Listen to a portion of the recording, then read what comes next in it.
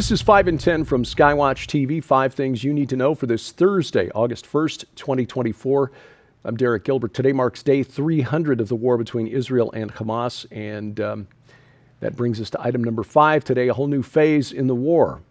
As we woke up to a whole new Middle East Wednesday morning with news that Israel had assassinated the number one man in Hamas, Ismail Haniyeh. Now, Haniyeh had been living in Qatar, directing the war against Israel from the safety of that Gulf state, but he was in Iran, in Tehran, for the inauguration of the new Iranian president, Pezeshkian. So the fact that Israel took out the leader of Hamas, one of Iran's proxies, in the Iranian capital, is a major escalation, also showing the reach and the scope of Israel's intelligence and military capabilities. Iran is furious, promising severe punishment. New President Pezeshkian said in a statement the country will, quote, defend its territorial integrity, dignity, honor, and pride, and will make the terrorist occupiers, meaning Israel, regret their cowardly act, end quote. So we'll wait to see when these other shoes drop. Again, within a span of a day, Israel took out the number 2 man in Hezbollah and the number 1 man in Hamas, the 2 main proxies Iran is using to wage war against Israel. There were also reports Wednesday morning, unconfirmed, of an Israeli airstrike on Damascus. This was on a suburb of Damascus that sees a constant influx of Iranian religious pilgrims, Shia Muslims who visit a holy site, a site sacred to Shias, that is, in Damascus. Israel has hit it repeatedly, saying each time that it's targeting Iranian military assets or assets of Iranian proxies, militia units. Reports of casualties, again unconfirmed. And adding to this mix, the U.S. military Tuesday night launched its first military action inside Iraq in months, reportedly hitting militia combatants who tried to launch a drone attack against U.S. servicemen and women. The Pentagon calling the new military action a defensive airstrike. Again, day 300 of the conflict between Israel and Hamas may be marking a new and more dangerous escalation in that war. Topic number 4, Kamala Harris. Democrats are saving democracy by taking away the rights of Democratic Party members to vote. The party representing roughly half the country has selected its candidate for president without a single person voting for her in the primaries. Think about that when they're saying that they're saving America from Donald Trump, who is a threat to democracy. Vice President Kamala Harris is the only candidate on the Democratic National Committee's virtual roll call of delegates. She was selected and pushed into place. Now, again, there's some things happening behind the scenes. Award-winning investigative reporter Seymour Hersh reported earlier this week that Biden didn't want to go. He did not want to step aside. But he was told by Barack Obama in a phone call the weekend that he resigned that they had permission from Kamala Harris to invoke the 25th Amendment. That's the constitutional amendment that allows for the president to be removed from office because he is no longer fit to hold office, no longer cognitively able to perform his duties. So this was the hammer. Joe would have been removed, the first president ever removed under the 25th Amendment, if he had not willingly set aside his campaign for president in 2024. Now, again, there are reports, according to the New York Post, that Obama and other leading Democrats didn't want Kamala Harris as the candidate because they don't think she can win. They don't think she will be able to campaign effectively, which she showed in 2020 with her really poor effort in the primaries back in 2020. But she's who they got, and they're now kind of stuck with it thanks to Joe Biden resigning, but then endorsing her on the way out the door, which would have made it really awkward for Democrats to say, okay, well, we did. So they are stuck. Convention delegates will begin voting on her nomination today and will finish by August 5th. DNC has announced that 3,923 delegates petitioned to nominate Harris. However, they're still going to convene in late August at the Democratic National Convention in Chicago. Apparently, party leaders want to put on a better show than Republicans did at their convention in Milwaukee. Now, I know the media has been working overtime the last few days to rehabilitate Vice President Harris from worst vice president ever, stories that were coming out in corporate media accounts, 92% of her staff has turned over since she became vice president because they just can't stand working for her. But I really thought the current cover in New York Magazine was a parody. Camelot. Now, the coconut might be there because she said, "Did you think you just fell out of coconut trees?" Something she said at a stop here recently, but also because Camelot is a play on Spamalot, which is the musical version of Monty Python and the Holy Grail. If you remember that film, the budget they had was so small they couldn't afford horses for King Arthur and his knights, so they actually had one of their squires with a pair of coconuts going clip-clop, clip-clop, clip-clop. This would actually be funnier if they had the cast of Monty Python on the cover. Anyway, I honestly thought this was parody. But no, they're trying to invoke memories of John F. Kennedy and Camelot with this cover. The gaslighting is strong with this party. Topic number 3, an interesting take. Campaign event on Monday, Secretary Treasury Pete Buttigieg says that terminating unborn children makes men free. Like, what? Seriously. Buttigieg praised abortion for making men more free during a virtual campaign event called White Dudes for Harris. Something else that I thought was a parody. I'll get to that in a minute. But first, what abortion does is free men from the responsibility of being physically intimate with women. Back in the day, if there was a child conceived out of wedlock, the old shotgun wedding would take place, forcing the man to take responsibility for the child and for the woman he impregnated. Now, responsibility ends after you give her a ride to the abortion clinic and a few bucks. How does this make men more free? Free of responsibility is what it does. Let the woman worry about the guilt and the physical side effects of the procedure, which are not minor, I assure you. Now, secondly, the campaign call was pitched as an effort to not let the MAGA crowd bully other white guys into voting for a hateful and divisive ideology. I understand why some people don't like Donald Trump. He comes across as abrasive and brash.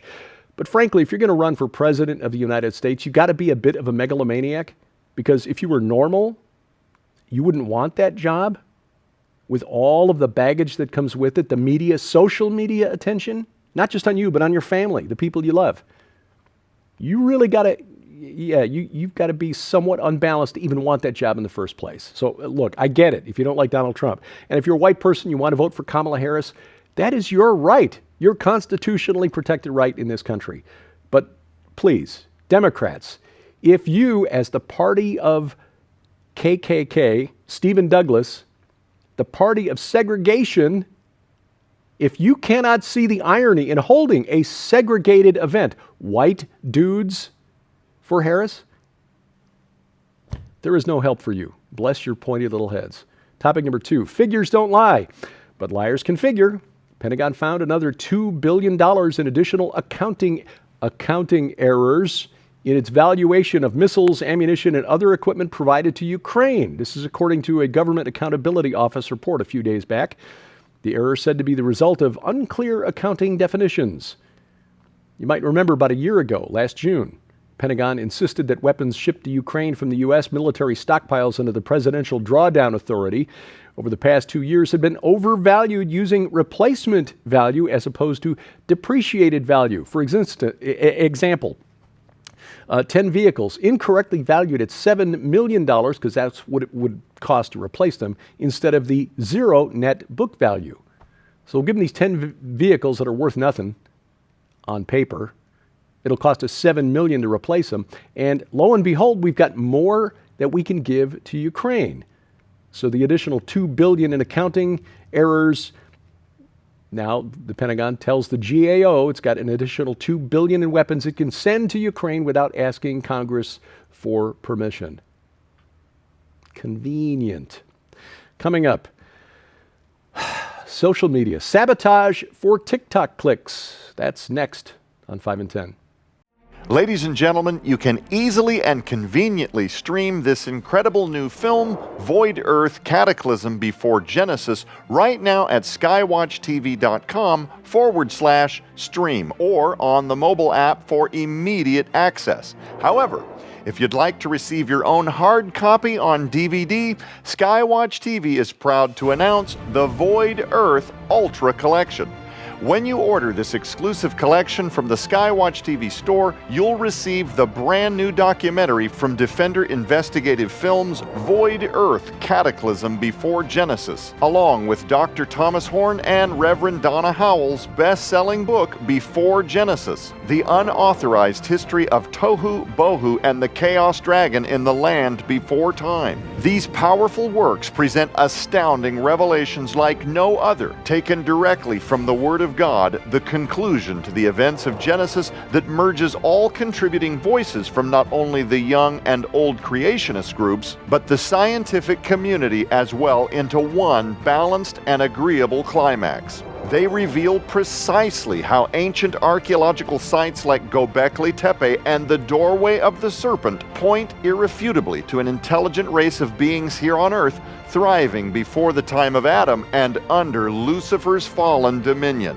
They pull back the veil on exactly what the Earth was like during the without form and void era of Genesis 1-2, and so much more, featuring Dr. Michael Lake, Derek Gilbert, Reverend Donna Howell, Gary Stearman, and the late Dr. Thomas Horn in what would become his last documentary appearance ever. But that's not all. You'll also receive 315, The Genesis of All Prophecy by the legendary Rabbi Eric Walker. This prophetic, convicting, and heart-rending book exposes anti-Semitism as Satan's plan to eliminate the Jews and the catastrophic consequences the world will face if this agenda succeeds. Sold separately, all of these items hold a retail value of $75. Yours now for your donation of only $45, which includes free shipping to all U.S. orders. So don't delay. You can scan the QR code on your screen using the camera app on your phone for instant access to this special opportunity.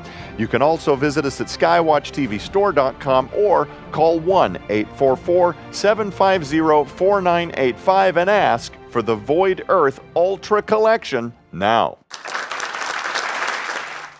Item number one today, this is a mental illness. The drive for the adrenaline rush of getting clicks on your social media account. A 17-year-old teenager in Nebraska has been charged with 2 felony counts of criminal mischief after he allegedly derailed a BNSF railway freight train so that he could film the incident for social media, for his YouTube channel. An investigator with BNSF said in court documents the teen alerted authorities to the derailment and asked the investigator who arrived what caused the crash. 2 locomotives, 5 loaded BNSF cars jumped the rails in Bennett, Nebraska back in April, slammed into a coal car. But under the YouTube account Capital City Rail Productions, the teen uploaded the video with the title, "Loaded BNSF Arbor Collides and Derails in Bennett, Nebraska. Most insane video I've ever taken." You think he was going for clicks? Yeah, so did investigators. Derailment caused about $350,000 in damages, no injuries, thankfully. Teen denied trespassing on the tracks and tampering with the switch. However, the investigator noted the teen knew exactly where the switch was and that the padlock that was supposed to be there was not. We are raising a generation of mentally unbound, mentally damaged, emotionally stunted youth who think that doing stuff like this is okay as long as it's for clout on social media. This week on Skywatch TV, we tackle a subject that has divided Christians to some degree. Is the earth young, 6,000, 10,000 years old, or is it as old as they say, 15 billion? Wait, breaking news, new study. The settled science has now been shifted. Now they say the universe is 26 billion years old. So much for settled. Well, anyway, what if both answers are correct? That is a subject that's explored in the new documentary from Defender Investigative Films, Void Earth. What happened before Eden? Donna Howell, Tom Horn. Gary Stearman, Dr. Michael Lake, yours truly, featured in that documentary and was honored to sit on the panel hosting it for Joe Horn, who was busy working with volunteers from Whispering Ponies Ranch at other camps for children at risk this summer. Don't miss the program. It's right now available at skywatchtv.com. All of our videos are always there. If we ever get canceled, just remember, go to the website or watch it over the air. Our broadcast schedule's posted at skywatchtv.com/channels. You can also catch it right now at Roku or Apple TV. That bypasses the gatekeepers of big tech. Or better yet, download our free app to your smartphone or tablet. Not only brings you all of our video content, it also has a tab at the bottom of the app to take you directly to our streaming video site. So you can stream Void Earth and other documentaries instantly. This app, by the way, has got other features. It's available for iOS, Android, and Amazon Kindle Fire phones and tablets. It is free. We've got links to their app stores at our website, skywatchtv.com/app. 5 and 10 online, X, formerly Twitter, at 5_in_10. News updates there, of course, and at YouTube, at 5in10. Thank you for watching as we keep watch. I'm Derek Gilbert. This is 5 in 10 from Skywatch TV.